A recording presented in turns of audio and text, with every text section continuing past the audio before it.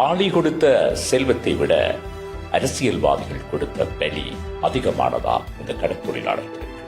பலர் கடல் சார்ந்த சமூகம் என்று சொல்லுகிற போது நம்மளுடைய வடக்கு சமூகத்தில் உடனே சாதிய சமூகங்களை நினைக்கிற தன்மை இருக்கு இலகுவா.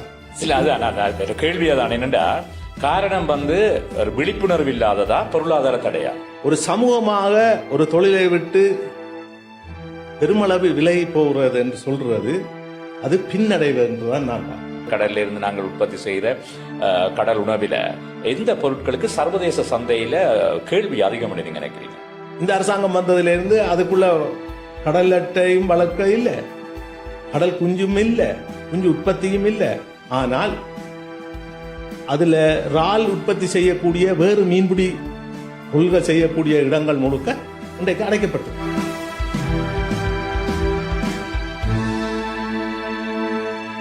வலைவீச போனவர்கள் வலைக்குள் சிக்கி கிடப்பதே. இந்த கடல், அதன் அமைதி, அதன் கீழ் இருக்கும் மிகப்பெரிய பொருளாதாரம், அது அப்படியே அமிழ்ந்து போய்கொண்டிருக்கின்றதா? ஆளி கொடுத்த செல்வத்தை விட அரசியல்வாதிகள் கொடுத்த பலி அதிகமானதா இந்த கடற்தொழிலாளர்களுக்கு? அவர்களது கண்ணீர் உப்பு கடலோடு கலந்திருக்கிறதா? கரை சேராத படகுகள் பற்றி மட்டுமல்ல, கரை சேராத கடற்தொழிலாளர்களின் உரிமைகள் பற்றியும் பேச வேண்டியிருக்கிறது. அதற்காக இன்று நாளைய நாடு நிகழ்ச்சிக்கு எமது அழைப்பினை ஏற்று வருகை தந்திருக்கின்றார். காட்டிக் கொடுக்கப்பட்ட கடலும் கைவிடப்பட்ட மக்களும் என்ற இந்த நூலினுடைய ஆசிரியர் திரு மரியநாயகம் நியூட்டன். இவர் ஒரு கடற்தொழிலோடு, கடற்தொழிலாளர்களோடு, கடலோடு நிறைய அனுபவப்பட்டவராக இந்த நூலிலே இருந்து தெரிய வருகிறது.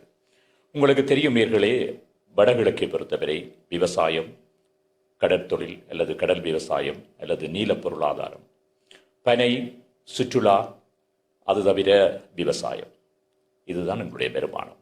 ஆகவே அது பற்றி பேசுவதற்காக நாம் அழைத்திருக்கிறோம் திரு மரியநாயகம் நியூட்டன். வணக்கம் திரு மரியநாயகம் நியூட்டன் அவர்களே. வணக்கம். வணக்கம்.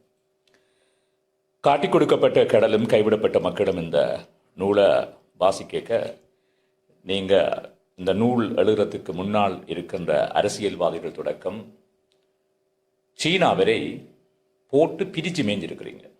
அப்படி என்ன அவர்கள் மீது உங்களுக்கான கோபம்? எனக்கு எந்த அரசியல்வாதிகள் மீதும் கோபம் என்று இல்லை. ஆனால் அதேவேளை எங்களுடைய கடல் சார்ந்த சமூகம், இந்த கடல் சார்ந்த சமூகத்தில் தான் நான் பிறந்து வளர்ந்தேன்.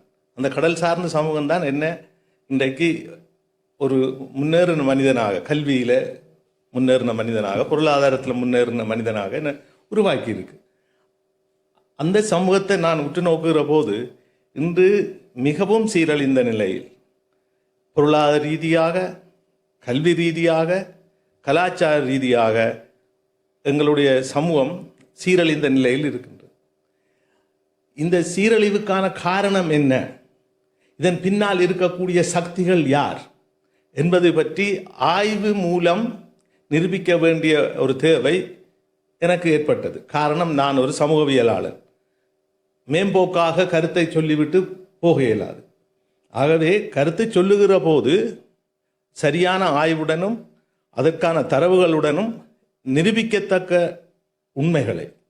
உண்மைகளை நிரூபிக்கத்தக்க வகையில் சொல்ல வேண்டும் என்ற ஒரு விருப்பத்தின் அடிப்படையில் பல கட்டுரைகளை பல வருடமாக நான் எழுதி வந்தேன். அந்த கட்டுரைகள் பெரும்பான்மையானவை நோர்வேஜியன் மொழியில் எழுதப்பட்டது. பிற்பாடு அது தமிழுக்கு மொழிபெயர்ப்பு செய்யப்பட்டது. அப்போ இதன் காரணம் என்றது அரசியல்வாதிகளுடைய பொதுப்படையாக இருக்கக்கூடிய ஆத்திரம் இல்லை, எனது சமூகம் சார்ந்த கரிசனை, என்னுடைய சமூகம் ஏன் இப்படி இருக்கின்றது என்கின்ற ஒரு வகை மன கிளேசம் அல்லது மன கொந்தளிப்பு, அதர வெளிப்பாடு தான் இந்த புத்தகம். மற்றது, நான் பலர் கடல் சார்ந்த சமூகம் என்று சொல்லுகிற போது நம்மளுடைய வடக்கு சமூகத்தில் உடனே சாதிய சமூகங்களை நினைக்கிற தன்மை இருக்கு இலகுவாக. கடல் சார்ந்த சமூகம் என்றது கடல் சில சாதிகள் பாரம்பரியமாக இருந்திருக்கலாம். ஆனால் இன்றைக்கு அப்படி இல்லை. பல சமூகங்கள் இந்த கடல் தொழிலை செய்கிறார்கள். பல சமூகங்கள் இது சாதி கடந்த ஒரு தொழிலாக உருவாகி இருக்கு. இன்றைக்கு விவசாயமும் வடக்கில் அப்படித்தான் இருக்கு. ஆகவே கடல் சார்ந்த சமூகம் என்று சொல்லுகிற போது கடல் தொழிலில் ஈடுபட்டுள்ள அனைத்து சமூகத்தையும், அனைத்து கிராமங்களையும், அது அதனுடைய மக்களையும், அதனுடைய மகன்களையும், பிள்ளைகளையும், குழந்தைகளையும், பெண்களையும், அதால் வாழ்வாதாரத்தை, கடல் சார்ந்த வாழ்வாதாரத்தை முன்னெடுக்கிற அனைத்து மக்களையும் சேர்ந்து தான் கடல் சார்ந்த சமூகம் என்று நான் இந்த புத்தகத்திலையும் சொல்லியிருக்கிறேன். அதுதான் என்னுடைய கருத்து.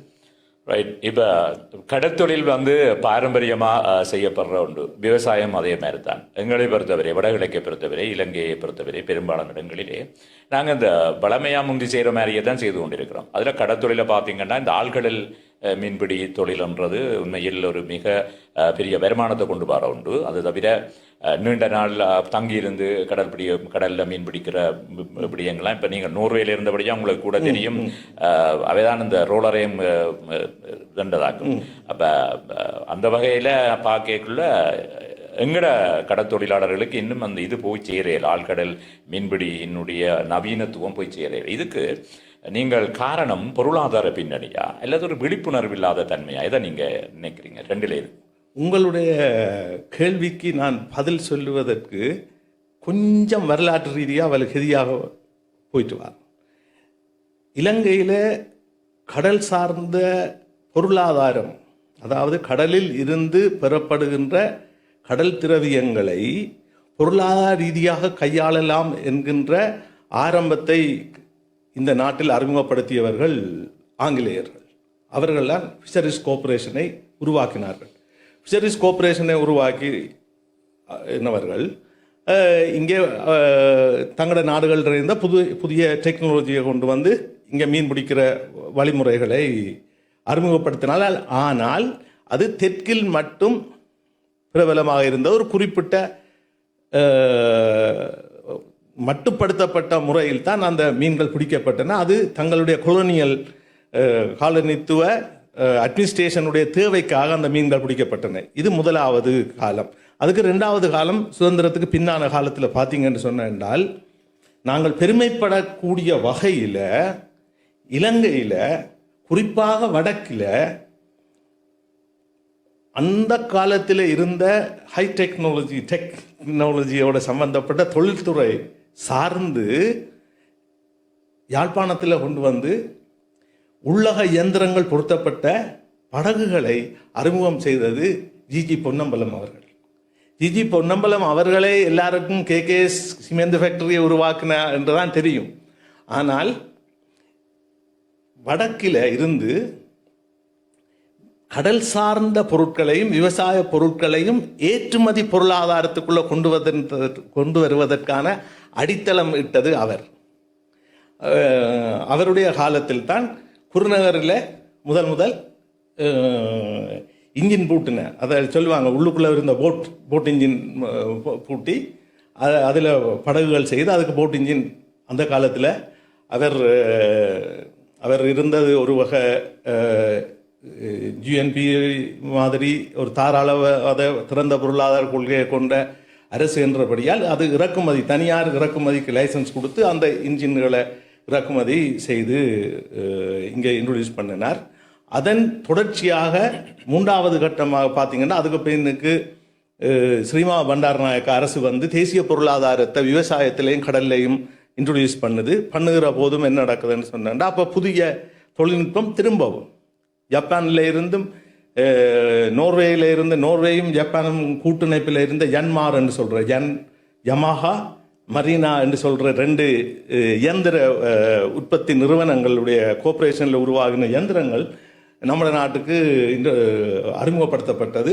அதை வச்சு குருநகர், மயிலிட்டி, காங்கேசந்துறை, தீவு பகுதி சேர்ந்த மன்னார் சேர்ந்த வங்காள பிரதேசங்களைச் சேர்ந்த மக்கள் சர்வசாதாரணமாக இந்த இயந்திரமயப்படுத்தப்பட்ட படகுகளை வாங்கி தொழில் செய்தார்கள்.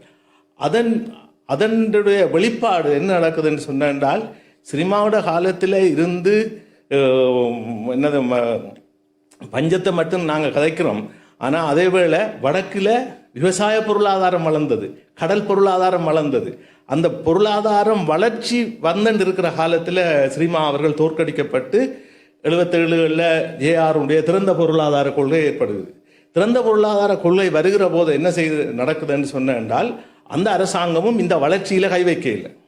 அந்த அரசாங்கம் என்ன செய்யுதுன்னு சொன்னால், ஃபெஸ்டிஸ் பெரேரா என்று சொல்லக்கூடிய மீன்பிடி அமைச்சர் அந்த காலத்தில் இருந்தார். அவர் என்ன செய்தார்ன்னு சொன்னா, மக்கள் இலகுவாக, கம்பெனிகள், தனியார் நிறுவனங்கள் இலகுவாக தொழில்நுட்பங்களை இந்த நாட்டுக்கு இறக்குமதி செய்வதற்கான வசதிகளை அரசியல் ரீதியாக ஏற்பாடு செய்து கொடுத்ததுடன் இலகு கடன்கள் மூலம் அதை பெற்றுக்கொள்வதற்கான வசதிகளும் செய்ததுன்றதால பார்த்தீங்கன்னு சொன்னா 77ல் இருந்து கிட்டத்தட்ட 85 வரை இதான காலத்தில் ஸ்டாட்டிஸ்டிக்கை எடுத்து பார்த்தீங்கன்னா, வடக்கு மாகாணம், குறிப்பாக யாழ்ப்பாண மாவட்டமும் மன்னார் மாவட்டமும் இலங்கைக்கு தேவையான புரதச்சத்துக்கின் அடிப்படையான மீன் வளத்தை கொடுக்கறதுக்கான உச்ச வளர்ச்சியில் இருந்தது. தொழில் பெரிய அளவில் வளர்ந்திருந்தது.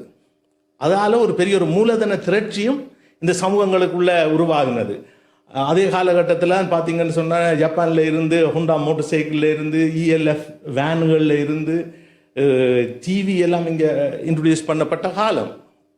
டேப் ரெக்கார்டர்கள் என்று திறந்த பொருளாதார கொள்கையில் வந்தது.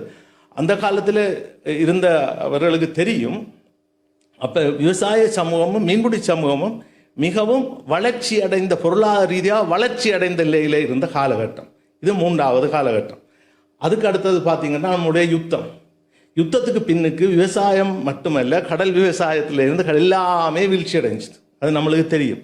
அன்றைக்கு வீழ்ந்த நாங்கள் இன்றைக்கும் நாங்கள் எழும்பவில்லை. இல்லை, அது கேள்வி அதான். என்னென்னா, காரணம் ஒரு விழிப்புணர்வு இல்லாததா, பொருளாதார தடையா? பொருளாதாரம் ஒரு சிக்கலாக இருக்கா? நாங்கள் நவீனத்துவத்தை அந்த ஆள்கள் மீன் பிடிப்பில் கொண்டு வராதுக்கு ரெண்டில் எது கேட்குறோம். இப்போ இந்த கேள்வியோட அடிப்படையில் பார்த்தீங்கன்னு சொன்னா, இதற்கு காரணங்கள் என்று சில ஆய்வாளர்கள் சொல்லுகிறார்கள். வடக்கு கிழக்கில் யுத்தம் நடந்தது. இந்த யுத்தம் நடந்த இந்த 30-40 வருட காலத்தில் மீன்பிடி சமூகம், விவசாய சமூகத்தை சேர்ந்தவர்கள் அந்த இயல்பாகவே தகப்பனில் இருந்து பிள்ளைக்கு, பிள்ளையிலிருந்து பரம்பரை அந்த தொழில் பாரம்பரிய தொழில் முறைமைகளும் அது சார்ந்த அறிவுகளும் மங்கி போயிட்டு, அதேவேளை புலம்பெயர்வு ஏற்பட்டிருக்கு இந்த சமூகங்களில். அதனால் அதோட தொடர்ச்சி இல்லாமல் போயிட்டது, அல்லது இந்த தொழில்கள் சார்ந்த கரிசனை அவர்களுக்கு இல்லாமல் போயிட்டு ஒரு விளக்கம் இருக்கு. இன்னொரு பக்கத்தால் பார்த்தீங்கன்னு சொன்னால், கடல் சார்ந்த சமூகம் எந்த காலத்திலையும் புதிய முறைமைகள் அரசாலேயோ தனியார் நிறுவனங்களாகவோ அறிமுகப்படுத்துகிற போது அதை மறுத்த சமூகங்கள் கிடையாது. அதுக்காகத்தான் நான் உங்களுக்கு வரலாற்று ரீதியாக சொல்லி கொண்டு வந்தேன். 2009க்கு பின்னுக்கு யுத்தம் முடிஞ்சிட்டுது. யுத்தம் முடிஞ்ச மக்கள் இங்கே திரும்பி வருகினோம். ஒன்றுமில்லாத நிலையில் தான் தீவு பகுதிக்கு எல்லா இடம் திரும்பி வருகினோம். இலங்கை அரசாங்கம் சீன அரசாங்கத்தோட உதவியோட இங்கே என்ன செய்யுதுன்னு சொன்னால், இலகு கடன் முறையில் படகுகளும் இதுகளும் கொடுத்ததுன்றது ஒரு பக்கம் இருக்க, இன்னொரு பக்கத்தால் தங்கூசி விலை என்ற ஒரு விலையை அறிமுகப்படுத்தினது. அது இலகுவாக பயன்படுத்தக்கூடிய விலை, இலகுவாக பெரிய பணம் முதலீடு இல்லாமல் வாங்கக்கூடிய விலை. அது சீனாவிலிருந்து இங்கே இறக்குமதி செய்து விற்கப்பட்டது. மக்கள் அதை வாங்கி அதை கடையில் போட்டோன்னா நண்டுபடும். நண்டுக்கு நல்ல கேள்வி இருக்குது. அதை பாவிச்சாரு. பிறகு பார்த்தீங்கன்னு சொன்னால், மிக வெகு விரைவாகவே இலங்கை அரசாங்கம் அந்த நண்டு விலைகளை பாவிப்பதை தடை செய்தது.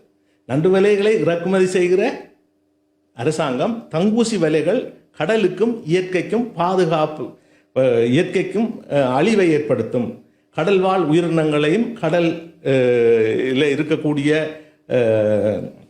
கடல் சுற்றாடலில், கடல் சூழலில் மைக்ரோ பிளாஸ்டிக் என்று சொல்லுகிற துணிக்கைகளை உருவாக்குவதன் மூலம் அது மீன்களுக்கும் மக்களுக்கும் போய் சேர்ந்து தேவையில்லாத வருத்தங்கள் துன்பங்கள் வரக்கூடிய சூழ்நிலை காரணத்தால் தாங்க தடை செய்கிறேன்னு சொன்னார்கள். இன்றைக்கு தடை செய்யப்பட்டிருக்கு. ஆனால் இன்ட்ரடியூஸ் பண்ணினது யாரு? அரசாங்கம். அதை வாங்கி தொழில் செய்தது நம்மளுடைய மக்கள். இந்த ஓரளவுக்கு அது நண்டுபிடிப்பு என்று சொல்ற இது அதுவும் கட்டுப்பாடற்ற முறையில் பெரிய அளவில் பிடிக்கப்பட்டதுன்றது உண்மை, பங்குசி விலை பாவிக்கப்பட்டதுன்றது உண்மை. ஆனால் மக்களுக்கு எது தங்களோட கைக்கு இலகுவாக வருகிறதோ அதை வச்சு தான் அவர்கள் தொழில் செய்ய முடியும். ஆகவே அன்று அரசாங்கத்தால் இன்ட்ரோடியூஸ் பண்ண இது அவர்கள் எதிர்க்கவில்லை. இது ஒன்று. ரெண்டாவது இல்ல, நான் இப்ப தடை செய்யப்பட்ட வேலைகள், தடை செய்யப்பட்ட கடத்தொழில் நிறைய இருக்குது. அதை பற்றி நாங்க பேர்ந்து கதைக்கலாம். என்ற கேள்வி என்னண்டா, இப்ப ஆழ்கடல் மீன்பிடிப்புல நிறைய பொருளாதாரத்தை ஈட்டலாம். இந்த ஆழ்கடல் மீன்பிடிப்புக்குள்ள எங்களுடைய இன்னும் போக இல்லை. அதுக்கு காரணம் விழிப்புணர்வு இல்லையா அல்லது பொருளாதார தடையா? அதுக்கு பொருளாதார சிக்கலா இருக்குன்றதான் கேள்வி. இப்ப நாங்கள் நிறைய தொழில்களை இப்ப தடை செய்யணும், அதை பற்றி நாங்கள் அது கதைக்கப்பட வேண்டியதுதான். அதை பற்றி நாங்கள் பேர்ந்து கதைப்போம். ஆனா இது என்னன்றதான் ஆழ்கடல் மீன்பிடியே எடுப்போம். ஆழ்கடல் மீன்பிடியில் ஒன்று இப்போ 3-4 பெரும் வருமானத்தை தருவக்கூடிய மீன்பிடி முறைமைகள் இருக்குது. ஒன்று ஓடுகயிறு என்று சொல்கிறது. அது இந்த டியூனா ஃபிஷ் என்று சொல்கிற மீன்களை தூண்டில் போடுவதன் மூலம், தொடர்ச்சியான தூண்டுகளை போடுவதன் மூலம் அதில் அவர்கள் இரையை கவரைக்கு அவர்களே பிடிச்சு அது எக்ஸ்போர்ட் பண்ணுறது மேற்கு நாடுகளுக்கு உட்பட ஜப்பான், சீனா அந்த நாடுகளுக்கு சூஷி என்று சொல்கிற உணவு தயாரிக்கிறதுக்கான இது. அதுக்கு மிக கேள்வி இருக்குது. அது பெரிய அளவில் ஒரு மீனே 1 லட்சம் 2 லட்சத்துக்கு போகக்கூடிய முறை இருக்குது. அந்த மீன்களை பிடிப்பதற்கான தொழில்முறை என்று சொல்கிறது பல நாள் மீன்பிடி படகுகள் தேவை. அது ஓரளவுக்கு இங்கே பார்த்தீங்கன்னு சொன்னால் நம்மட மக்கள்கிட்ட அதற்கு முதலீடு போட்டு அதை செய்கிற அளவுக்கு பெரிய பொருளாதாரம் எங்கள்கிட்ட இல்லை. இது ஒன்று. இது ஒரு இது. அடுத்தது பார்த்தீங்கன்னா கரிவண்டன் இறால். உங்களுக்கு தெரியும், அந்த பெரிய பெரிய பெரிய கருப்புற நீள இறாலுகள். அந்த இறாலுகள் இலங்கையுடைய எல்லை பிரதேசங்களில், இப்போ தீவு பகுதியை அண்டிய பகுதியில் இருக்கக்கூடிய சேற்றுக்கடலில் தான் அவைய விளைகிறது. அந்த பிடிப்பதற்கு உபயோகப்படுத்தக்கூடிய ஒரே வழிமுறை இலகு ரோலர்கள். அந்த இலகு முறை ரோலர்கள் தான் இன்றைக்கு பார்த்தீங்கன்னு சொன்னா குருநகரில் இருக்குது. அதில் இருக்கக்கூடிய இலகு ரோலரோட இன்ஜின் கிட்டத்தட்ட 2 சிலிண்டர் இன்ஜின். அது ஒரு பெரிய வேகமாக போகாது, சின்ன சின்ன படகுகள் அதில் கட்டித்தான் அதை இழுப்பதன் மூலம் அந்த இறாலை பிடிக்க முடியும். வேறு விதமாக அது பிடிக்க முடியாது. அதை பிடிக்கிறதுக்காக இந்திய ரோலர்கள் வருகின்றன. அது இன்னொரு கதை. இன்றைக்கு பார்த்தீங்கன்னு சொன்னா அந்த இறாலை பிடிச்சி ஏற்றுமதி செய்ததன் மூலம் கிட்டத்தட்ட 5000 மெட்ரிக் டன் இறால்கள் 22ஆம் ஆண்டு ஏற்றுமதி செய்யப்பட்டிருக்கு. 5000 மெட்ரிக் டன். அந்த மெட்ரிக் டன் இறாலில் பெரும்பான்மையான இறால் பிடிக்கப்பட்ட இடம் வடக்கு மாகாணம், குறிப்பாக யாழ் மாவட்டம். இன்றைக்கு பார்த்தீங்கன்னு சொன்னா ரோலர் தடை செய்யப்பட்டிருக்கு. இல்லாட்டி அவர்களுக்கு தற்காலிகமாக அனுமதி கொடுக்கப்பட்டு கிழமையில் 3 நாள் என்று நினைக்கிறேன் பிடிக்க இது வந்து. அப்போ அந்த ரோலர்கள் கூட பார்த்தீங்கன்னு சொன்னா அதை போய் நீங்கள் குருநகரில் பார்க்கலாம். அவர்களுடைய வயது 40-50 வருடங்கள். அது ஸ்ரீமாவோட காலத்திலையும் அதுக்கு பின்னுக்கு வந்த ஜேஆர் காலத்திலையும் இந்த நான் சொன்னேன் ஜன்மார் என்று அந்த இன்ஜின்களை கொண்ட 2 சிலிண்டர் இன்ஜினை கொண்ட இனியிலேருந்து நிறைய கஷ்டங்களை மூலம்தான் அதை இயக்க முடிஞ்ச இன்ஜின்களை கொண்டதா. ரெண்டையும் அவர் சொல்றார். 2 பொருளாதார பிரச்சனைங்கிற சனத்துக்கு இருக்கு. நவீனத்துக்கு, அதாவது ஆழ்கடல் மீன்பிடிக்க சனம் போகைக்குள்ள, கடத்தொழிலாளர் போகைக்குள்ள அவைக்கு இருக்கிற சிக்கல் என்னென்னா அதுக்குரிய நவீன உபகரணங்கள், படகுகள் என்ற வசதி இல்லை ஒன்று. மற்றது அவைக்கு விழிப்புணர்வையும் கொடுக்க வேண்டியவர்கள் அது சரியா செயற்படையில் என்ற மாதிரியான தோணிப்பட அவர் பதில் சொல்லியிருந்த மாதிரி தான் என்னுடைய புரிதல். தெரியல, கேட்டு பார்ப்போம். என்னுடைய அடுத்த கேள்வி என்னென்னா, இப்போ நாங்கள் இப்போ நீங்கள் கடைசியாக சொன்ன பதில் திரு நியூட்டன் அவர்களே, அந்த 50 ஆண்டு கால வரலாறு அல்லது வயசு இந்த குருநகரில் இருக்கிற ரோலருக்கோ அன்று சொன்னீங்க. அப்போ நவீனத்துவம் எங்களுக்கு விரையிலன்றதான் அதில் இருக்க பிரச்சனை. அப்போ இதுகளை பார்த்து இந்த கடத்தொழிலாளருடைய அடுத்த சந்ததி, இப்ப இருக்கிற சந்ததி, அவர்கள் இந்த கடத்தொழிலை விட்டுட்டு போற மாதிரி போய் கொண்டிருக்கணும் என்று எல்லாம் நிறைய கடத்தொழில் அமைப்புகள், சங்கங்களுடைய பிரதிநிதிகள் நிகழ்ச்சிகளுக்குள்ள விரைக்குள்ள கதை கேட்கல சொல்லி கொண்டிருக்கிறோம். என்னென்னா இப்ப கடத்தொழிலுடைய அந்த கடத்தொழிலாளர்கள் நீங்க சொன்ன சமூக ரீதியா பார்க்காம கடத்தொழிலாளர்களா பார்க்கல அடுத்தடுத்த சந்ததி இந்த கடத்தொழில் செய்யறதுக்கு விரும்ப இல்லை. காரணம் சரியான பேட் எக்ஸ்பீரியன்ஸ் என்று சொல்லி வந்தானே எங்களுடைய அவை அப்பாவுடைய பட்டறிவு அவைக்கு பிடிக்கல ஆக விட்டுட்டு போயிடும். இந்த அப்படி விட்டுட்டு போறது இந்த கடத்தொழிலாளர்களுடைய சந்ததியினுடைய வளர்ச்சியா பார்க்குறீங்களா, இல்லாவிட்டால் அதனுடைய வீழ்ச்சியா பார்க்குறீங்களா? கடத்தொழில் வீழ்ச்சி என்றதை பற்றி நான் கதைக்கல. கடத்தொழில் சமூகத்தினுடைய புதிய சந்ததி ஏற்கனவே அவர்களுடைய மூதாதையர் அல்லது அப்பா செய்த தொழிலால ஒரு முன்னேற்றம் அடைய முடியல என்று சொல்லி அவர்கள் அதை விட்டுட்டு வேற தொழிலுக்குள்ள அல்ல வேற வியாபாரத்துக்குள்ள போறது அந்த சமூகத்தினுடைய வளர்ச்சியா, இல்லாவிட்டால் அது அந்த சமூகத்தினுடைய வீழ்ச்சியா? அதை எப்படி பார்க்குறீங்க? கடல் பொருளாதாரம் என்று சொல்வது காலங்காலமாக கடல்ல இருந்து மீன்பிடி கடல் திரவியங்களை ஒழுங்காக பிடிப்பதன் மூலம் பணக்காரராக பெரிய பொருளாதாரத்தை ஈட்டினதற்கான வரலாறு இருக்கு. ஆனால் இன்றைக்கு அதுக்கு சரியான பொருளாதார ரீதியான உதவிகள், இலகு கடன்கள், அரசாங்க ரீதியான வழிகாட்டல்கள், இந்த தொழில் சம்பந்தமான விழிப்புணர்வுகள் சரியான முறையில் செய்யப்படவில்லை. அப்போ செய்யப்படாத போது இந்த தொழில்னு சொல்கிறது கஷ்டமான தொழிலாக வலிகதியாக இதில் இருந்து நாங்கள் வெளியாக போய் கொஞ்சம் அட்வான்ஸ் லெவல் படித்தேன்டா அதுக்கு பிறகு ஏதாவது அரசாங்க உத்தியோகத்துக்கு போனாலே காணுமென்று இருக்கு. ஆனால் ஒரே நாளிலேயே ஒரு தொழிலாளி வடிவாக தொழில் செய்தேன்னு சொன்னேன்டா லட்சக்கணக்கான வருமானத்தை அல்லது கிழமைக்கு அல்லது மாதத்துக்கு பல லட்சங்களை உழைக்கக்கூடிய சூழலும் கடலில் அதற்கான வருமானங்களை பெறக்கூடிய வழிகளும் இருக்கு. ஆகவே விழிப்புணர்வு, பொருளாதார குறைபாடு, அப்போ அந்த குறைபாடுகளை பார்க்குற போது இலகுவாக வேறு இடங்களில் சீவிக்கலாம் என்ற ஒரு வகை சிந்தனை போக்கு தான் இதுக்கான காரணம். அது அந்த அந்த அந்த அதான் என்னுடைய கேள்வியும். அதாவது அந்த அப்படி ஒரு சிந்தனை வந்துட்டது இல்லை. அது அந்த கடத்தொழில் சமூகத்தினுடைய வளர்ச்சியா, இல்லாவிட்டால் அந்த கடத்தொழில் சமூகத்தினுடைய வீழ்ச்சியா? நான் கடல் பொருளாதாரத்தை பற்றியோ கடத்தொழிலை பற்றியோ கதைக்கல. அந்த கடத்தொழில் செய்தவர்களுடைய அடுத்த ஜெனரேஷன், அடுத்த சந்ததி அதை விரும்பாமல் வேற தொழில்களுக்குள்ள அல்லது வேற வியாபாரத்துக்குள்ள அல்லது வெளிநாடுகள் என்று புகையில அது அந்த சமூகத்தினுடைய வளர்ச்சியா வீழ்ச்சியான்றதுதான். ஒட்டுமொத்தமாக இப்போ ஒரு கடலோடி சமூகம், கடல் தொழில் சமூகம் என்று பார்க்கக்குள்ள அந்த சமூகம் அது செய்கிற தொழில் என்று சொல்றது ஒட்டுமொத்தமான சமூகத்துக்கும், இலங்கை சமூகம், தமிழ் சமூகத்துக்கு பொருளாதார ரீதியாகவும் பொருளாதார வளர்ச்சிக்காகவும் சமூக வளர்ச்சிக்காகவும் பங்கிடுகிறது தானே, பங்களிப்பு செய்கிறது.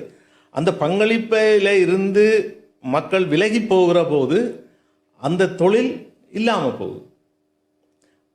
தனி மனிதர்கள் ஒரு தொழிலை விட்டு வேற தொழிலுக்கு போகிற தெரிவுகளை பற்றி நான் சொல்ல வரையில்லை. ஒரு சமூகமாக ஒரு தொழிலை விட்டு பெருமளவு விலகி போகிறது என்று சொல்கிறது அது பின்னடைவு என்று தான் நான் பார்க்குறேன். அது பின்னடைவு. அது ஒரு பாரம்பரியத்தை மட்டும் அவர்கள் விட்டுட்டு போகவில்லை, பெரும் பொருளாதார வளர்ச்சியையும் அந்த பொருளாதார வளர்ச்சி மூலம் இந்த சமூகத்துக்கு அவர்களால் கொடுக்கக்கூடிய முன்னேற்றங்களையும் கூட அவர்கள் விட்டுட்டு போகிறார்கள் என்றதான் என்னுடைய கருத்து. இது தனி மனிதர்களாக நான் சொல்லவில்லை, ஒரு சமூகமாக, ஒரு சமூக மனிதனாக சமூகமாக இருக்கக்கூடிய பொறுப்பின் அடிப்படையில் பார்க்கிற போது அது ஒரு வகை வீழ்ச்சி என்றதுதான் என்னுடைய கருத்து. உங்களுடைய புத்தகம் இந்த காட்டி கொடுக்கப்பட்டடலும் கைவிடப்பட்ட மக்களும் என்ற நூலில் நீங்கள் நிறைய விஷயங்களை எழுதியிருக்கிறீங்க, அதை பார்க்கல. ஆனால் என்ற கேள்வி என்னென்று சொல்லி சொன்னால், உங்களுக்கு இருக்கிற இந்த கடல் சார்ந்த அனுபவம் அல்லது அந்த கடல் சார்ந்த அறிவு, இதன் அடிப்படையில் உலக பொருளாதார உலக சந்தையில் எங்களை எந்தெந்த மீனுக்கு அல்லது எந்தெந்த கடலிலிருந்து நாங்கள் அறுவடை செய்கிற அல்லது கடலிலிருந்து நாங்கள் உற்பத்தி செய்கிற கடல் உணவில் எந்த பொருட்களுக்கு சர்வதேச சந்தையில் கேள்வி அதிகம் என்று நீங்கள் நினைக்கிறீங்க?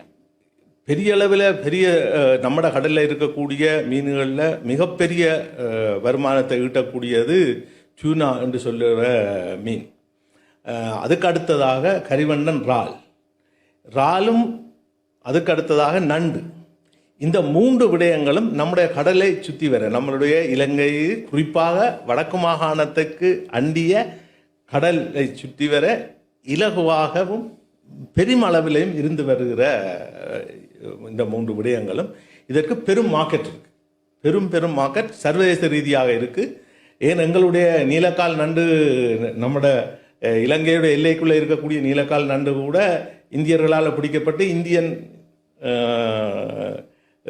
உற்பத்தி என்ற பேரில் உலக சந்தையில் விற்கப்படுது. அதே தொழிலை நாங்கள் செய்வதற்கான பொருளாதார வசதிகளும் இது இல்லை. ஆனால் உலக சந்தையில் இலங்கை சார்ந்த கடல்பட திரவியங்களான இந்த 3 விடயங்களுக்கும் கேள்வி. இப்போ அது உண்டு. இப்போ கடல் அட்டை தொடர்பாக இப்போ நீண்ட ஆழமாக இப்போ கடந்த அரசாங்கம் அதுக்கு முதலெல்லாம் இந்த கடல் அட்டை தொடர்பாக நிறைய செய்திகள், நிறைய விஷயங்கள், நிறைய கலந்துரையாடல்கள், விவாதங்கள் போய்கொண்டே இருக்குது. இப்போ இன்றைக்கு வரைக்கும் அது முடியலை. இந்த கடல் அட்டை உற்பத்தி, கடல் அட்டை பண்ண ஓடுறது, சீனா அதை இங்கே கொண்டு வந்து அறிமுகப்படுத்தினது எல்லாம் ஒரு நீண்ட, நான் நினைக்கிறேன் உங்களுக்கு இதில் நல்ல பாண்டித்தியம் இருக்குன்னு நினைக்கிறேன். உண்மையில் அந்த கடல் அட்டையில் என்ன நடக்குது, என்ன நடந்திருக்குது, என்ன நடந்து கொண்டு இருக்குது, என்ன நடக்கணும்? 2009ஆம் ஆண்டு பிறகு யுத்தம் முடிஞ்ச பிற்பாடு இருந்த அரசாங்கம் இயல்பாகவே சீனாவோட செய்து கொண்ட பொருளாதார ஒப்பந்தம், கடன் அடிப்படை ஒப்பந்தம், தொழில்நுட்பவியல் ஒப்பந்தம், கடல் சார்ந்த ஒப்பந்தங்களின் அடிப்படையில் வந்த திட்டங்களில் ஒன்று தான் இந்த கடல் அட்டை வளர்ப்பு. ஏனென்றால் சீனா உலகத்திலேயே பெருமளவான கடல் அட்டைகளை சீன மக்கள் உணவாக கொள்வதுன்றது அவர்களுடைய பாரம்பரியம். சீனாவில் பொருளாதார வளர்ச்சி ஏற்படுகிற போது இந்த எக்ஸ்க்ளூசிவான இனியிலிருந்து மிகவும் பணக்காரர்கள் சாப்பிட்ற உணவாக இருந்தது இன்றைக்கு சீனர்களால் எல்லா பொருளாதார வளர்ச்சி காரணமாக அவர்கள் உண்ணக்கூடியதாக இருக்குது. ஆகவே அவர்களுக்கு கடல் இதை விளைவிக்கிற நிலம் தேவை. அந்த கடலும் அதுக்கான நிலமும் இலங்கையில் இருக்குது. அது புத்தளத்தில் இருந்து இங்கே நம்மட ஊராத்துறை வரைக்குமான கடல் பிரதேசம், நம்மளுக்கு ஒரு நீண்ட கடல் பிரதேசம் இருக்குது. ஆகவே அது அன்றைக்கு இருந்த அரசாங்கத்தில் திருவாளர் டக்ளஸ் தேவானந்த் அவர்கள் பெரும்பான்மையான வருஷங்கள் மீன்பிடி அமைச்சராக இருந்தார். அவர் இங்கே கொண்டு வந்து அதை இன்ட்ரடியூஸ் பண்ணினார். அதே போல் பார்த்தீங்கன்னு சொன்னா புத்தளம் சிலாவத்துக்கு கீழேயும் நீர்வழம்பு வரைக்கும் இருக்க கடல் பிரதேசத்தில் அது செய்யப்படவில்லை. ஏனென்றால் அங்கே இருந்த சிங்கள மக்கள் அதை எதிர்த்தார்கள். யுத்தத்துக்கு பின்பாடு யுத்தத்தால் பாதிக்கப்பட்ட பெரும் பாதிப்பில் இருந்த மக்கள் அதை எதிர்க்க முடியவில்லை. ஆகவே இங்கே கொண்டு வந்து அது இந்த கடலில் போடப்பட்டது. சீன டெக்னாலஜியை கொண்டு வந்து அரியாலையில் குஞ்சு உற்பத்தி செய்து அதை இந்த பண்ணைகளுக்கு கொடுத்து அது வளர்த்து பிறகு அதை சீனாவுக்கு ஏற்றுமதி செய்கிறது என்ற திட்டம் தோல்வியில் முடிஞ்சு. என்ன காரணம் அது தோல்விக்கு? அதுக்கு முதலாவது காரணம் என்னவென்று சொன்னால் அவர்கள் வச்சிருந்த, இப்போ இந்த புத்தகத்தில் இந்த காட்டி கொடுக்கப்பட்டாலும் கைவிடப்பட்ட மக்களும் என்றது இந்த அட்டை சம்பந்தமான கட்டுரையோட தலைப்பு. உண்மையின்படி அந்த கட்டுரையை பார்க்கல நீங்கள் அந்த சீனாவை போட்டு வாங்குன்னு வாங்கியிருக்கிறீர்கள். அதில் சீனாவில் எப்படி கடல் அட்டை மரபணு மாற்றப்பட்டது என்று சொல்லி அவர்களுடைய டாக்குமெண்ட்களே இதில் ஆதாரமாக வைக்கப்பட்டிருக்கு. நாங்கள் சும்மா சொல்லிட்டு போகல. கடல் அட்டை மரபணு மாற்றப்பட்டு அது பலவிதமான அட்டைகள் இருக்குது. 10-15 விதமான அட்டைகள் இருக்குது. வெள்ளை அட்டை என்று இருக்குது. அதுகளெல்லாம் விலை கூடின அட்டைகள். அவர்கள் தங்களுடைய கடல் அவர்களுடைய காலநிலைமைக்கு தக்க மாதிரி அது மரபணு மாற்றினார்கள். அதே டெக்னாலஜியை கொண்டு வந்து நம்மளுடைய முதல் அரியாலையில் போட்டார்கள். அதுக்கு பிறகு கல்புட்டி சிலாபத்திலையும் முதல் செய்தார்கள். அதுக்கு பிறகு இங்கே இது கொண்டு வந்தார்கள்.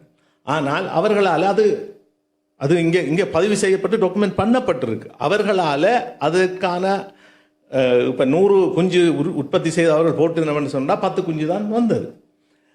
பிறகு அந்த குஞ்சுகளை பண்ணைக்காரருக்கு கொடுத்து அது பண்ணைக்குள்ளே போட்டு மழை தண்ணியை தாங்காது. கடலில் இருக்கக்கூடிய உப்பு நிலைமை, நன்னீர் நிலைமை, அதில் இருக்கக்கூடிய சூழல்கள், அதில் இருக்கக்கூடிய நில அடிநிலத்தில் இருக்கக்கூடிய தன்மைகள், மற்றது எவ்வளவு இப்போ உதாரணத்துக்கு பார்த்தீங்கன்னு சொன்னா குருநகருக்குள்ளால யாழ்ப்பாணத்தில் இருக்கக்கூடிய கழிவு தண்ணிகள் அங்கே போய்க்கிட்டு தான் இருக்கு. அந்த தண்ணிகள் போகிற போது அது அதுக்கு நேரப்படி இருக்க அட்டை குஞ்சுகளை பாதிக்கும். அப்போ பெருமழிவுகின்றது. இப்போ நீங்கள் சொல்ல வர்றதுனே கொஞ்சம் விளங்குது. இப்போ நான் என்ன அதிலேருந்து விளங்கி கொள்றேன்னா, ஒன்று மரபணு மாற்றம் செய்ததில் எங்களோட சூழலுக்கு ஏற்ற மாதிரி அந்த கடலை அட்டைகளுக்கான மரபணு மாற்றம் செய்தது எங்களோட சூழல், எங்களோட கடல் வளம், அந்த தர தோற்றம், அதுக்கேற்ற மாதிரி அது செய்யாதபடியாக ஒரு தோல்வி. இன்னும் ஒன்று இந்த தண்ணி, அதாவது நன்னீரோட அது கலந்தபடியால் அது ஆனால் இதில் எனக்கு என்ற கேள்வி என்னென்னா, அதில் அந்த மரபணு மாற்றம் செய்தது பிரச்சனையாண்டு கேட்குறேன். மரபணு மாற்றம் செய்தது சிக்கலாண்டு கேட்குறேன். ஏனெண்டா நாங்கள் சீனாக்கு ஒரு தடவை போயிட்டு கேட்கக்குள்ள அங்கே தவளை எல்லாம் சாப்பிட தந்த எங்கிற ஒரு ஆளும் சாப்பிட்டு வருது தவளை. அதை விட இல்லாம ஆனால் அந்த தவளையெல்லாம் அந்த பிராய்லர் கோழி மாதிரி இருந்தது, மரபணு மாற்றம் செய்யப்பட்டது. இப்ப பாம்பு சாப்பிட்றோன்னு சொல்றோம், அங்க பாம்புகளை கொண்டே கிராமத்துல கொடுத்து வளர்த்து அதை திருப்பி அவைய கொள்வனை செய்யணும். அது மரபணு மாற்றம் செய்த பாம்பு தான். அது மாதிரி இந்த கடலட்டை மரபணு மாற்றம் செய்தது எங்களுக்கு ஏற்ற மாதிரியான மாற்றம் செய்யப்படாததுல தோல்வியா, இல்லாவிட்டால் மரபணு மாற்றம் செய்ததே பிள்ளைன்ற மாதிரி சொல்றீங்களா? மரபணு மாற்றம் செய்யப்பட்டது சரியா பிழையா, இயற்கை சார்ந்த அது அந்த விவாதம் இருக்க, சரி, அவர்கள் கொண்டு வந்து இங்கே நம்மளுக்கு அறிமுகப்படுத்தின தொழில்நுட்பம் சரியாக வேலை செய்திருக்கும் என்றால் நான் ஏற்றுக்கொள்ளுகிறேன். இத்தனை ஆயிரம் பண்ணைகளில் அவை விடப்பட்டிருந்த என்றால் இங்கே ஒரு பெரிய பொருளாதாரம் வளர்ந்திருக்கு. இதை நாம் மறுக்கவில்லை. அப்படியான சூழல் இங்கே இருக்கவில்லை. பெரும் பணக்காரர்களுக்கு கடல் தொழிலாளர்களுடைய பேர், அவர்கள் கூலிக்கு வேலை செய்தார், அவருடைய பேரில் பண்ணைகள் இருந்தது. ஆனால் அதுக்குள்ள முதலீடு போட்டாக்கள் பெரும் பணக்காரர்கள், என் கடலோடு சம்பந்தப்படாத ஆக்கள் மூலதனம் செய்தார்கள். அது சம்பந்தமான விசாரணைகள் கூட இன்றைக்கு நடந்து கொண்டிருக்கு. முந்தியிருந்த அரசாங்கத்தின் மீதும் டாக்டர் தேவானந்தா அவர்கள் மீது வெளிப்படையான குற்றச்சாட்டுகள் கூட வைக்கப்பட்டது. ஆனால் இங்கே என்ன சொல்ல வர்றேன்னு சொன்னேன்டா, இந்த கடல் சமூகமோ நானோ ஒரு நாங்கள் விரும்பாமலோ ஆசிய நாடுகளுக்கு வறுமையில் வர ஆசிய நாடுகளுக்கு புது டெக்னாலஜி தேவை. அது ஏன் மாடிஃபை பண்ணப்பட்டு இங்கே வந்து அது சக்ஸஸாக இருந்திருந்த என்றால் இன்றைக்கு அதை எதிர்ப்பதற்கு ஆள் இல்லை. ஆனால் நடந்தது என்ன, இன்றைக்கு நீங்கள் போய் பார்த்தீங்கன்னு சொன்னால் ஆயிரக்கணக்கான லட்சக்கணக்கான ஏக்கர் கடல், அதில் சின்ன சின்ன கூடுகளும் தடியலும் கம்புகளும் பிளாஸ்டிக்குகளும் நிறைஞ்சிருக்கு. இந்த நிலம், அந்த கடல் விசாரிச்சிங்கன்னா தெரியும். ஒரு 4-5 வருஷத்துக்கு முன்னாடி இல்லை, நான் பருத்தி தீவுக்கு அந்த கடற்கரையை போய் பார்த்தேன். அங்கே நீங்கள் சொல்கிற மாதிரியான இது இருக்குது, நான் போய் பார்த்தேன்.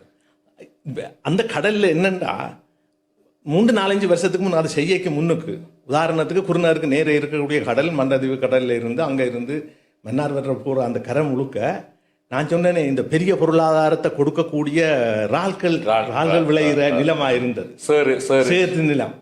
அப்போ அந்த ரால்கள் நிறைகிற நிலத்தத்தில் தான் இது அரசாங்கத்தால் ஒரு வகை நேரடியானதும் மறைமுகமானதான வற்புறுத்தல்களின் பேரில் தான் அது செய்யப்பட்டது.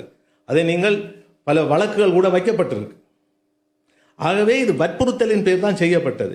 என்னுடைய கருத்து என்னன்னு சொன்னால், எங்களுடைய இந்த கடலில் இயல்பாகவே வளரக்கூடிய ரால், அந்த ராலை இலகுவாக பிடிப்பதற்கும் அதில் பலரை ஈடுபட வைப்பதற்கும் அதை சந்தைப்படுத்துவதற்கும் அதை சர்வதேச ரீதியான மார்க்கெட்டுக்கு கொண்டு போவதற்குமான முயற்சிகள் செய்யப்பட்டிருக்குமானால் பெரிய மூலதனம் இல்லாமலே நாங்கள் பெரும் வளர்ச்சியை கண்டிருக்கலாம் என்பது என்னுடைய கருத்து. சரி, இது நான் அப்படியே நாளைய நாடு இதை அப்படியே ஏற்றுக்கொள்வது. அதாவது ஒரு வெற்றிகரமான ஒரு திட்டமாக அது திட்டமிடப்படையில்லை, ஆகவே அது தோல்வி கண்டது.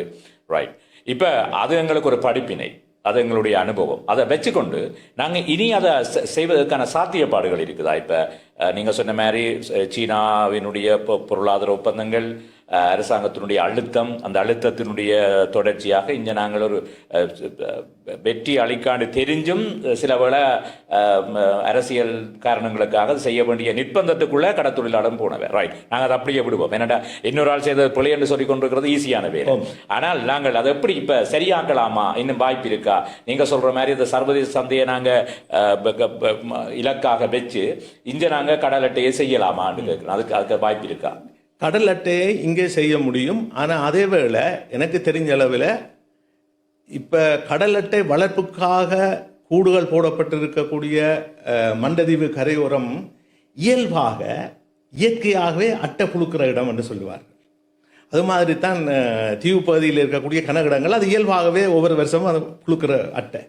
அப்போ அந்த அட்டையை இலகுவாக இயற்கையாகவே மக்கள் பிடிச்சி விற்பனை செய்வதற்கான வழி ஏற்பாடுகள் செய்யப்பட வேண்டும். அதேவேளை இதைவிட திறமான மரபணு மாற்றப்படாமலோ மார்க்கெட்டில் சந்தையில் இதை விட திறமான டெக்னாலஜி இருக்குது. அது ஆசியாவில் வச்சிருக்க நாடு இந்தியா. ஆனால் இந்தியா அதை மற்ற நாடுகளுடன் பங்கிட்டு கொள்வதற்கு தயாராக இல்லை. இலங்கை அரசாங்கம் கூட ஒரு காலகட்டத்தில் கேட்கப்பட்டது. டக்ளஸ் தேவானந்தா அவர்களுடைய காலத்தில் கேட்கப்பட்டது. அது மறுக்கப்பட்டது. இல்லை என்று சொல்லாமலே அது மறுக்கப்பட்டது. ஆகவே நாங்கள் அட்டை தொழில் கடலில் அட்டை வளர்க்குற தொழில் திரும்பவும் நாங்கள் செய்ய வேண்டும் என்று சொன்னால் சரியான குஞ்சுகளும் சரியான வளங்களும் அதில் முதலீடு செய்யப்பட்டால் அதில் தவறு இல்லை. ஆனால் அதற்கு சரியான வளங்களும் சரியான முறைமையாக உருவாக்கப்பட்ட குஞ்சுகளும் அதை சரியான முறையில் சரியான கடல் பிரதேசத்தில் ஏற்கனவே வருவாய் வரக்கூடிய கடல் பிரதேசத்தில் அதுக்குள்ளே வரக்கூடாது. 5000 தொன் இறால் உற்பத்தி ஆகிற இடத்துல நீங்கள் 800 தொன் அட்டை விளைகிறதுக்கு அவ்வளவு கடலையும் நாங்கள் பலியாக்க முடியாது. அப்போ நாங்கள் செய்ய வேண்டியது என்னன்னு சொன்னா, பெரும் வருமானம் எது வருகுதோ அந்த வருமானத்துக்கு தைக்க மாதிரியான ஆய்வுகளையும் செய்து அதற்கான பொருளாதார வளங்களையும் உற்பத்தி செய்து அது வழங்கி அதை அபிவிருத்தி செய்ய வேண்டும் என்றதுதான் சமூக வளர்ச்சிக்கும் இலங்கையுடைய பொருளாதார வளர்ச்சிக்கும் வெற்றி அளிக்கக்கூடியதாக இருக்கும். காட்டி கொடுக்கப்பட்ட கடலும் கைவிடப்பட்ட மக்களும் என்ற நூலினுடைய ஆசிரியர் திரு மரியநாயகம் நியூட்டன் வருகை தந்து கடலும் கடல் சார்ந்த விடயங்களையும் கடல் பொருளாதாரம் இல்லாவிட்டால் கடல் விவசாயம் பற்றி பேசிக்கொண்டிருக்கிறோம். இப்போ கடற்தொழிலை பொறுத்தவரை கடற்தொழிலை பொறுத்த வரைக்கும் இல்லை, இந்த சண்டைக்கு பிறகு அல்லது யுத்தத்துக்கு பிறகு எங்களுடைய இந்த குடும்ப கணவன்மார் அல்லது குடும்ப தலைவர்கள் இல்லாமல் போய் அல்லது ஊனமுற்று அப்படி இப்படி உங்களுக்கு தெரியும், அது நான் சொல்ல தேவையில்லை. அந்த பெண்களுடைய அதாவது கடற்தொழிலாளர்களாக இருக்கக்கூடிய பெண்கள் அவை கடற்தொழிலுக்கு போகிற இல்லை. ஆனால் அதுக்கு நேரடியாக கடற்தொழிலாளர்கள்ன்றது தனியாக மீனவர்கள் மட்டும் இல்லை தானே. அதனுடைய தொடர்பு அப்படி தொடர்புபட்ட தொழில்களில் எப்படி இருக்கு? இப்போ நீங்கள் இப்போ எப்படி 2020 நாங்கள் இப்போ 2010 யுத்தம் முடிஞ்சுது. பெஞ்சால நாங்கள் ஒரு 15 வருஷத்துக்கு கூட வந்துட்டோம். அப்போ அந்த கடற்தொழிலாளர்களாக இருக்கக்கூடிய பெண்கள் அவர்களுடைய பங்கு இல்லாவற்றில் அவர்களுடைய பொருளாதாரம் அவர்களுடைய அது எப்படி இருக்கும் கூட அவதானிப்பில்? பொருளாதாரம் ஒரு காலத்தில் பெண்கள் பங்களித்த வரலாறுகள் எல்லாம் இருக்கு. 2009க்கு பின்னுக்கு பார்த்தீங்கன்னு சொன்னால் இப்போ குறிப்பாக கருவாடு உற்பத்தி எடுத்துக்கணும். கருவாடு உற்பத்தி என்றது சர்வதேச சந்தையிலையும் நல்ல மார்க்கெட் இருக்கக்கூடிய ஒரு விடயம். அதேவேளை கருவாடு உற்பத்தி இங்கே நாங்கள் செய்கிற அதேவேளை இலங்கை அரசாங்கம் தொன்கணக்கான கருவாடுகளை பாகிஸ்தானில் இருந்தும் வேறு நாடுகளில் இருந்தும் மலிவு விலையில் இறக்குமதி செய்யும். ஆனால் இப்போ இந்த என்பிபி அரசாங்கத்தில் அதை ஒரு பாலிசியாக எடுத்திருக்கணும், கடல் உணவை இறக்குமதி செய்கிறது இல்லையாண்டு. இப்போ முதல்வர் நிகழ்ச்சியில் திரு கபிலன் வருகை தந்திருந்தார், முன்னாள் சிரேஷ்ட முன்னாள் விரிவுரையாளர். அவரும் சொன்னவர் இதே விஷயத்தை சொன்னவர் என்னென்னா, கடல் உணவை இறக்குமதியை பாலிசி அதாவது கொள்கை ரீதியாகவே இந்த என்பிபி அரசாங்கம் நிறுத்தி இருக்கு என்று சொன்னவர். அதேவேளை உங்களிடம் டொலர் பொருளாதாரம் கைவசம் இருக்குமானால் அந்த டொலரை கொண்டு நீங்கள் வெங்காயமோ அல்லது கடல் சார்ந்த கருவாடையோ பாகிஸ்தானில் இருந்து இறக்குமதி செய்யக்கூடிய சூழல் இருக்குது என்பதையும் நான் பதிவு செய்து கொள்ளுகிறேன். இந்த அரசாங்கம் முயற்சி செய்துகிறது என்பதை நான் மறுப்பதற்கு இல்லை. இந்த அரசாங்கம் கடல் சார்ந்த சமூகம் முன்னுக்கு வர வேண்டும் என்பதற்கான விருப்பத்துடன் இருக்குது என்பதையும் நான் மறுப்பதற்கு இல்லை. ஆனால் அதே வேளை இதே அரசாங்கம் செயற்பாடற்ற அரசாங்கமாக இருக்கிறது என்பதை நான் பதிவு செய்து கொள்கிறேன். செயற்பாடற்ற அரசாங்கம் என்று காரணம் என்ன சொன்னால், இப்போ உதாரணத்துக்கு பார்த்தீங்கன்னு சொன்னால் கடல் அட்டை பண்ணைகள். இந்த அரசாங்கம் வந்ததிலிருந்து அதுக்குள்ள கடல் அட்டையும் வளர்க்க இல்லை, கடல் குஞ்சும் இல்லை, குஞ்சு உற்பத்தியும் இல்லை. ஆனால் அதில் இறால் உற்பத்தி செய்யக்கூடிய வேறு மீன்பிடி தொழில்கள் செய்யக்கூடிய இடங்கள் முழுக்க இன்றைக்கு அடைக்கப்பட்டிருக்கு. அதுக்கு நடவடிக்கை எடுக்க வேண்டிய பொறுப்பு இந்த அரசாங்கத்திட்ட இருக்கு. அப்ப கரையோர மீன்பிடி வளர்ச்சி என்பது கரையோர பெண்களுடைய பொருளாதார வளர்ச்சி என்றதை நாம ஒரு காலம் மறக்கக்கூடாது. கரையோரத்தில் இருக்கக்கூடிய மீனவர்கள் மீன் பிடிச்சு கொண்டு கரைக்கு வருகிற போது அது வியாபாரமாக்கப்படும், அதில் பெண்கள் ஈடுபடுகிறார்கள். கருவாடு ஆக்குறதில் அவர்கள் ஈடுபடுகிறார்கள், இறால் தெரிவில் ஈடுபடுகிறார்கள். இன்றைக்கு அதை ஐஸ் அடிக்கிறது, அதை ஏற்றுமதி பொருளாதாரத்துக்கு தயார் செய்கிறதில் அவர்கள் ஈடுபடுகிறார்கள். கனவா வருகிற போது அதில் ஈடுபடுகிறார்கள். அப்ப பெண்கள் என்று சொல்றது ஆண்களுக்கு நிகராக கடல் சார்ந்த உற்பத்தியில ஈடுபட்ட பாரம்பரியமான சமூகம் இன்றைக்கும் அந்த சமூகம் இருக்கு.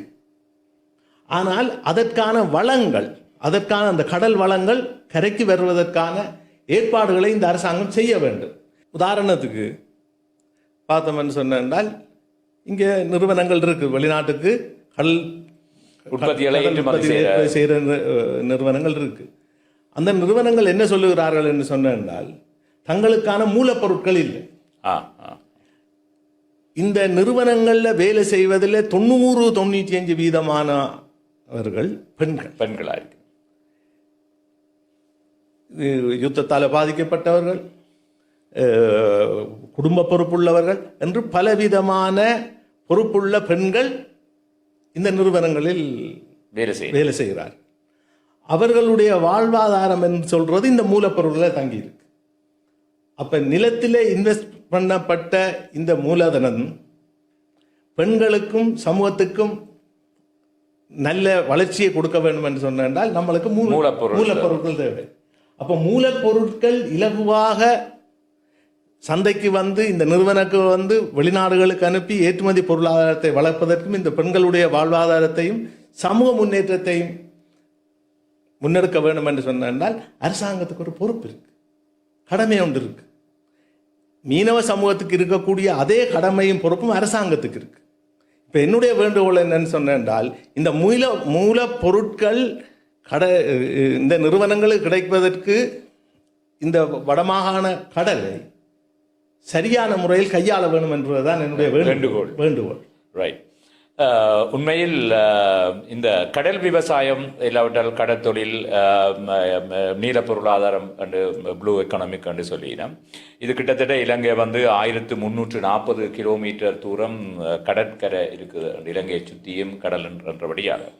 அதில் எங்களுடைய கடல் வளங்கள் கிழக்கு கடல் பகுதி, எங்களுடைய அதாவது வடகிழக்கை பொறுத்தவரை தமிழர் செறிவாக வாழக்கூடிய இடங்கள், இந்த கடல்ல அதி உச்சமாக இலகுவாக அறுவடை செய்யக்கூடிய, இலகுவாக உற்பத்தி செய்யக்கூடிய மீன் இந்த வகையான மீன், அது இங்க நாங்கள் நுகர்றதை விட வெளிநாட்டுக்கு அனுப்புகிற மீன்கள் அல்லது ஏற்றுமதி செய்கிற, அதாவது நாங்கள் டாலரை எப்படி கொண்டு வரலாம் என்ற ஜிடிபிக்கு எங்கட பங்களிப்பு இல்லையன்ற குற்றச்சாட்டு நீண்ட அளவே இருக்குது வடக்கை பொறுத்தவரை, வடகிழக்கை பொறுத்தவரை. அதுக்காக நான் இது கேட்கிறேன்.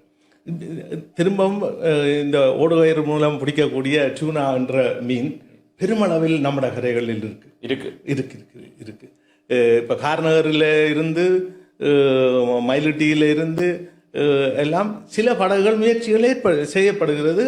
அநேகமாக இங்கே தென் பகுதியைச் சேர்ந்த மீனவர்கள்லாம் அந்த மீனை இன்றைக்கு பிடிக்கிறார்கள். தென்பகுதியில் இருக்கிற மீனவர்கள் அதை பிடிக்கிறார்கள், எங்களால் அதை பிடிக்கலாம் இருக்கிறதுக்கான காரணம் என்னன்னு அடிப்படை காரணத்தில் ஒன்று, இன்னும் நம்மள்கிட்ட இந்த கடல் சார்ந்த பொருளாதார வளர்ச்சி இன்னும் வரையில்லை. இந்த பொருளாதாரம் என்று சொல்றதும் பணபலம் தனியார்களுடைய கையில் இருக்கிற போதுதான் தெற்கில் இருந்தோ அல்லது வேறு நாடுகளில் இருந்தோ நாங்கள் நம்மளுக்கான டெக்னாலஜியை இறக்குமதி செய்ய முடியும். அது இந்தியாவில் இருந்தோ சீனாவில் இருந்தோ ஐரோப்பாவில் இருந்தோ இறக்குமதி செய்ய முடியும். ஆனால் அதற்கான பல நாள் படகுகள், அந்த படகுகளை இயக்குவதற்கான அறிவும் கூட நம்மளுடைய சமுதாயத்துக்கு இன்னும் வரையில்லை. நீங்கள் அப்போது கேட்ட மாதிரி, ஆரம்பத்தில் கேட்ட மாதிரி, கடல் சார்ந்த சமூகங்களின் பிள்ளைகள் அப்பா பாட்டா செய்த மாதிரி இன்றைக்கு தொழில் செய்ய முடியாது. ஆகவே ஓரளவுக்கு 10ஆம் வகுப்போ அட்வான்ஸ் லெவல் படித்தேன்னு சொன்னால் இலங்கையில் கடல் சார்ந்த பல்கலைக்கழகத்தில் இருந்து தொழில்நுட்பம் படிப்பிக்கிற யாழ்ப்பாணத்திலையும் இருக்குது. அதுகள் படிப்பதன் மூலமும் இந்த மூலதனங்கள் வந்து ஆழ்கடல் மீன்பிடிக்கையில் இன்வெஸ்ட் பண்ணக்குள்ள இவர்கள் அதற்கு தொழிலாளர்களாக, இன்ஜின் இயக்குனவர்களாக, கம்ப்யூட்டரை உபயோகப்படுத்தி எக்கோ சவுண்டர்கள் மூலம் மீன்களை கண்டு அதை பிடிப்பதற்கான நவீன டெக்னாலஜி பாவிப்பவர்களாக வளருகிற போது இவையெல்லாம் கைகூடும். ஆனால் அதற்கு எங்களுடைய பிரச்சனை பெரும் மூலதனம் தேவை. இதற்கும் அரசாங்கம் இதுக்கு ஒரு தலையீடு செய்து இதை வளர்க்க வேண்டும் என்ற கோரிக்கையும் மிக முக்கியமானது. இப்போ நீங்கள் சொன்ன மாதிரி இப்போ நவீன தொழில்நுட்பத்தை பயன்படுத்தக்குள்ள அடுத்த சந்ததி அவர் விட்டுட்டு போக மாட்டேன்னா என்னடா நிறைய பொருளாதாரத்துக்காகத்தான் தொழிலை விட்டுட்டு போகணும்னு அவர் நினைக்கிறாரு. அப்பா தொழில் இல்லாட்டி அதில் நல்ல லாபம் பெறுமெண்டா பிள்ளையும் செய்யத்தான் போகுது. இப்போ நீங்கள் நினைக்கிறீங்களா யாழ்ப்பாண பல்கலைக்கழகம் இந்த கடத்தொழிலுக்கு இந்த நீங்கள் சொல்கிற நவீன தொழில்நுட்பம், இந்த ஆய்வுகள் அதுகளை மேம்படுத்தவும் அல்லது அடுத்த சந்ததிக்கு அந்த தொழில்நுட்பத்தை கொடுக்கறதுக்கும் ஏதாவது நடவடிக்கையை எங்களோட யாழ் பல்கலைக்கழகம் செய்திருக்கா? உங்களோட ஆய்வில் இல்லை உங்களோட அவதானிப்பில் நீங்கள் என்ன சொல்கிறீங்க? என்னுடைய விமர்சனம் என்னவென்றால், அந்த பொறுப்பில் இருந்து யாழ்ப்பாண பல்கலைக்கழகமும் யாழ்ப்பாண பல்கலைக்கழகத்துக்கு இணையாக இருக்கக்கூடிய இன்ஸ்டிடியூட்டுகளும் தவறி இருக்கின்றது தான் என்னுடைய கருத்து. இவர்களால் செய்யப்பட்ட ஆய்வுகளை எடுத்து நீங்கள் வாசித்தீங்கன்னு சொன்னால் அது எங்களுடைய சமூகத்துக்கு நேரடியாக எந்த விதத்திலையும் பாரிய அளவில் பங்களிக்க முடியாத ஆய்வுகளாக, அது ஒரு அகடமிக்கல், ஒரு கல்வி சார்ந்த பிரில்லியன்ட் தங்களுடைய திறமையை நிரூபிப்பதாக இருக்குதே ஒழிய, அதாவது நீங்க சொல்றீங்க அறிமுறை செய்முறை ரெண்டு இருக்கு, ஒன்று தியரி, அடுத்த பிராக்டிக்கல். இப்ப இவன் வந்து அறிமுறையா தான் இருக்கு, அதை செய்முறைக்கு சாத்தியம் இல்லைன்னு சொல்றீங்களா? அதுல கல்வி கற்றுக்கிறவர்கள் கேள்வி சரிதானே? அல்லது இப்ப அதாவது நான் சொல்றேன், அவை செய்த ஆய்வுகள் எழுத்துல இருக்குது, அதை நீங்க அப்ளை பண்ண இல்லாத அபியாசப்படுத்த முடியாதுன்னு சொல்றீங்களா? அபியாசப்படுத்த முடியாது, அதான் சொல்றீங்க. என்னத்துக்காக அப்ப இந்த ஆய்வே பிரயோசனம் இல்லாத போகுது? இப்ப பெரும்பான்மையாக இங்க என்ன நடக்குதுன்னு சொன்னால், உதாரணமாக இங்கே இருக்கக்கூடிய அரச நிறுவனங்கள் இருக்கு, கடல் சார்ந்த அரச நிறுவனங்கள் இருக்கு, ஆய்வு நிறுவனங்கள் இருக்கு. இங்கே ஆய்வு நிறுவனங்களில் இருக்கக்கூடிய வேலைகள் அரச வேலைகளை பெறுவதற்கான கல்வியாகத்தான் இந்த கல்வி செய்யப்படுகிறது. அது விவசாய கல்வியும் அப்படித்தான். சில நாட்களுக்கு முன்னுக்கு தான் ஒருவருடன் பேசினேன்.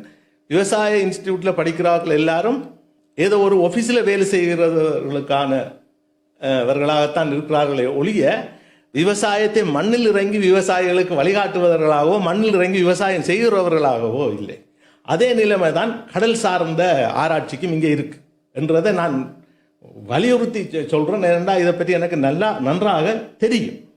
அப்ப நம்மளுக்கு இங்கே தேவையான கல்வி முறைமை என்னென்றால், இந்த மக்களுக்கு நேரடியாக மீனவ சமூகத்துக்கு நேரடியாக, இந்த சமூகத்துக்கு, இலங்கை சமூகத்துக்கு, தமிழ் சமூகத்துக்கு நேரடியாக வருமானத்தையும் வளர்ச்சியையும் முன்னேற்றத்தையும் கொடுக்கிற கல்வி முறைமை உருவாக்கப்பட வேண்டும், அல்லது அதற்கு தக்க மாதிரி மாற்றியமைக்கப்பட வேண்டும். சரி, நாங்கள் நிகழ்ச்சியினுடைய நிறைவம்சத்தை நெருங்கி இருக்கிறோம். எனவே நிறைவாக உங்களிடம் ஒரு கேள்வி. நீங்கள் சமூகவியலிலே சில ஆய்வுகளை செய்து கொண்டிருக்கிறீங்க, அது தவிர ஒரு நூலை எழுதியிருக்கிறீங்க, காட்டி கொடுக்கப்பட்ட கடலும் கைவிடப்பட்ட மக்களும் என்று சொல்லி. ஆக உங்களோட நிறைவாக ஒரு கேள்வி, எங்களுடைய அரசு அதிகாரிகள், எங்களது பல்கலைக்கழகங்கள், இந்த இதனோடு தொடர்புடைய ஆய்வாளர்கள், இவர்களுக்கு எல்லாம் என்ன சொல்ல விரும்புகிறீங்க? அதாவது இந்த கடல் தொழிலை மேம்படுத்தணும், கடல் விவசாயத்தை அல்லது ப்ளூ எக்கானமிக்கை வளர்க்கணும், அந்த சமூகத்தினுடைய பொருளாதாரத்தை உயர்த்தணும். இதுக்கு கடந்த காலங்களில் நடந்த சரிப்புடைகள் எல்லாம் விட்டு இனி என்ன செய்யலாம், அதுக்கு நாங்கள் எல்லாம் என்ன செய்ய வேணும், எந்த புள்ளியில் எல்லோரையும் சந்திக்க வைக்கலாம்? இப்போ நீங்கள் சொல்கிறீங்க அவை ஒரு ஆய்வொன்று செய்யணும், அது எழுத்தில் இருக்குது. அதை கொண்டு வந்து நடைமுறைப்படுத்த இயலாதுன்னு சொல்றீங்க. அப்ப எல்லாத்தையும் சாத்தியப்படுத்தி ஆய்வுகளையும் செய்து நடைமுறைப்படுத்தக்கூடியவாறு அரச அதிகாரிகள், அரசியல்வாதிகள், கடற்தொழில் சமூகம், அதனுடைய வர்த்தகர்கள், இப்ப நீங்க நிறுவனங்கள் சொன்னீங்க, எல்லாரையும் ஒரு புள்ளியில சந்திக்க வைக்கிறதுக்கான ஏதாவது ஒரு பொறிமுறை உங்கள்ட்ட இருக்கா? அப்படி இருந்தா அது பகிர்ந்து கொள்ளுங்க. அது பிரயோசனமா இருக்கும்னு நினைக்கிறேன் நாளைய நாடு நிகழ்ச்சிக்கு. அப்படியான அனைத்து கடல் பொருள் சார்ந்த வர்த்தகர்கள், மீனவ சமூகம், அறிவு சார்ந்த சமூகம், அரசியல்வாதிகள், அரசு, இவைகள் எல்லாம் ஒன்று சேர்ந்து இந்த கடல் பொருளாதாரத்தை முன்கொண்டு வர வேண்டும் என்று சொன்னால் அதற்கான ஒருமித்த பொறிமுறை ஒன்றும் இன்றைக்கு நமது சமூகத்தில் இல்லை. பழைய காலத்தில் இருந்தது அந்த வரலாற்றுக்கு நாம் போக முடியாவிட்டாலும் அப்படியான ஒரு பொறிமுறை என்பது உருவாக்கப்படல் வேண்டும். கூட்டுறவு முறைமை நமது நாட்டில் வெற்றியடைஞ்ச ஒரு முறைமை. மீனவ சங்கங்கள் ஒரு பக்கம், அரசாங்கம் மறுபக்கம், வர்த்தக சமூகம் இன்னொரு பக்கம், கல்வி சமூகம் ஒரு பக்கம் இருந்து இந்த சமூகத்தை ஒரு வழியில ஒரு கண்ணோட்டமாக இந்த பொருளாதாரத்தை மட்டுமல்லாது சமூக அபிவிருத்தி, பொருளாதாரம், சமூக விருத்தி, சிந்தனா விருத்தி எல்லாத்தையும் ஒரே வழியில் கொண்டு வருவதற்கான ஒரு பொறிமுறை ஒன்று உருவாக்கப்பட வேண்டும். அது ஏற்கனவே இருந்திருக்கு எங்களுடைய சமுதாயத்தில். அது கடல் பொருளாதாரத்துக்கு மட்டுமல்ல, விவசாய பொருளாதாரத்துக்கும் செய்ய வேண்டிய தேவையில் இருக்கின்றோம். இலங்கை முன்னேற்றம் அடைய வேண்டுமானால் இன்றைக்கும் இலங்கை வெளிநாட்டு கடன்லாம் தங்கி இருக்கு. அதேவேளை நாங்கள் பாரிய கடல் பொருளாதாரத்தை வச்சிருக்கிறோம், விவசாயத்தை வச்சிருக்கிறோம். இதிலிருந்து பெரும் பொருளாதாரத்தை கட்டியமைக்க முடியும். அதற்கு அரசும் கடல் சார்ந்த மக்களும் ஆராய்ச்சியாளர்கள், வர்த்தகர்கள், மூலதனம் விடுபவர்களும் சேர்ந்து இயங்குவதன் மூலம் செய்யலாம். ஆனால் இதற்கு முதல் கை எடுத்து அதை கோஆர்டினேட் பண்ணி ஒருங்கிணைச்சு செய்ய வேண்டிய பொறுப்பு இன்றைக்கு இருக்கக்கூடிய இந்த அரசிடம் இருக்கு. அரசு செய்வதாக தெரியவில்லை, ஆனால் செய்ய வேண்டும் என்பதுதான் என்னுடைய விருப்பம். மட்டுமல்ல, இந்த கடல் பொருளாதாரம் சார்ந்து பேசுகின்ற பல அறிஞர்கள், கடல் சார்ந்த சமூகத்தினுடைய நிறுவனங்கள் கூறுகிறார்கள். ஒட்டுமொத்தமாக சரியான முறையில் அரசு வழிகாட்ட வேண்டும் என்பதுதான் என்னுடைய விருப்பம் கூட. அப்போ நீங்கள் திரும்பவும் என்ன சொல்கிறீங்கன்னா, நாங்களாக ஒன்றை இப்போ அரசாங்கம் செய்ய வைக்கிறதுன்றது எங்கிற கையிலே இருக்குது, செய்ய வேணும்னு சொல்கிறீங்க. ஆனால் அதை எப்படி நடைமுறைப்படுத்தலாம் என்றதான் எங்களுக்கு இருக்கிற சிக்கல். அப்படித்தானே? அதை எப்படி நடைமுறைப்படுத்தலாம்? அது அரசு தான் அதை தொடக்க புள்ளியாக இருக்கணும் என்ற மாதிரி நீங்கள் சொல்கிறீங்க. முற்காலத்தில் மீனவ கோஆபரேட்டிவ் சங்கங்கள் இருந்தது. அவை சுயமானவை. அவர்களுக்கு பொருளாதாரம், சுய பொருளாதாரம் இருந்தது. அரசாங்கத்துடன் சேர்ந்து மானியங்களை பெற்றுக் கொடுக்கிற வளம் இருந்தது, வசதி இருந்தது, பொறிமுறை இருந்தது. ஒரு முக்கூட்டு இயக்கமாக அது செயற்பட்டு கொண்டிருந்தது. அது யுத்தத்துக்கு பிற்பட்ட காலத்திலே அது அரசியல் மயப்படுத்தப்பட்டுச்சு. இன்றைக்கு கோஆபரேட்டிவ் என்று சொல்றது வடமாகாண சபையோட ஒரு பகுதியாக இருக்கு. அவர்கள்லாம் மீனவ சங்கத்தை கட்டுப்படுத்துகிறார்கள். ஆனால் முற்காலத்தில் மீனவ சங்கமே ஏற்றுமதி செய்த வரலாறு இருக்கு. என்னுடைய கருத்து என்னென்றால், இந்த சுயாதீனமான மீனவ கோஆபரேட்டிவ் பழையபடி கொண்டு வர வேண்டும். விவசாயத்திலையும் அப்படித்தான், இதிலையும் கொண்டு வர முடியும். அதன் மூலம் அவர்கள் சுயாதீனமாக அரச இன்ஃப்ளூயன்ஸ் இல்லாமல், அரச தலையீடு இல்லாமல் அவர்கள் இயங்குகிற போது அவர்களே தமது அபிவிருத்திக்கு பொறுப்பாளராகிறார்கள், தமது சமுதாயத்துக்கு பொறுப்பாளராகிறார்கள், தங்களுடைய வாழ்வியல் முன்னேற்றத்துக்கு பொறுப்பாளராகிறார்கள். அப்படியான ஒரு சமூகத்தில் அரசாங்கம் ஒரு ஊக்கியாக செயற்படலாம், அது இலகுவாக போகும். அப்படியான ஒரு முறைமை உருவாகும் என்றால் நாமல் பாரிய அபிவிருத்தி அடையலாம் என்பது என்னுடைய கருத்து. ஆம் நேயர்களே, நாங்கள் நிகழ்ச்சியை நிறைவு செய்யவிருக்கிறோம். எங்களது திரு நியூட்டன் அவர்கள், மரியநாயகம் நியூட்டன் பல விடயங்களை பேசியிருக்கிறார். கடல் பொருளாதாரம் சார்ந்து, அந்த மக்கள் சார்ந்து, அந்த மக்களுடனான அவருடைய தொடர்பு சார்ந்து, அந்த கடல் தொடர்பான அவரது அறிவு சார்ந்த விடயங்களை நூலாக அவர் வடித்திருக்கிறார். அந்த நூலை பார்த்த பின்னர் அவரை அழைக்க வேண்டும் என்று நாங்கள் நினைச்சினாங்களோ அப்படி கூப்பிட்டு பார்க்கல நிறைய விஷயங்களை சொல்லியிருக்கிறார். சர்வதேச சந்தையிலே நாங்கள் எங்களுடைய இந்த கடல் உற்பத்திகளை நாங்கள் சந்தைப்படுத்துகின்ற பொழுது பொருளாதார ரீதியாகவும் சமூக ரீதியாகவும் கடல் தொழிலாளர்கள் முன்னேற முடியும் என்று சொல்றார். அதுக்கு சில தடைகள் சில பிரச்சனைகள் இருக்குது என்பதை அவர் அடையாளம் கண்டிருக்கிறார். அதை சரி செய்யணும் என்று யோசிக்கிறார். அந்த சரி செய்கிற புள்ளி எது, எங்கே, எப்படி என்பதுதான் இப்பொழுது நாளைய நாடுக்கான கேள்வி. இந்த நாளைய நாடு என்ற நிகழ்ச்சியை இவ்வாறான விடயங்களை அடையாளப்படுத்துவதும் அதை நோக்கி எங்களது சமூகத்தை முன்னோக்கி கொண்டு போறதும் தான் என்பது உங்களுக்கு தெரியும். ஆக பொறுத்திருந்து பார்க்கலாம். இதை நாங்கள் எப்படி செய்யலாம், எங்கே சந்திக்கலாம், இன்னும் ஒரு நாள் அதிகாரிகளை அழைத்து வரலாம். எங்களுடைய நாளைய நாடு நிகழ்ச்சிக்கு இதோடு தொடர்புடையவர்களை, இன்னும் ஒரு நாள் இது தொடர்புடைய கல்வியாளர்களை கூப்பிடலாம். பேர்ந்து அவர்கள் எல்லாவற்றையும் எடுத்துக்கொண்டு நாங்கள் அடுத்ததுக்கு முன்னேறலாமா என்று பார்க்கலாம்.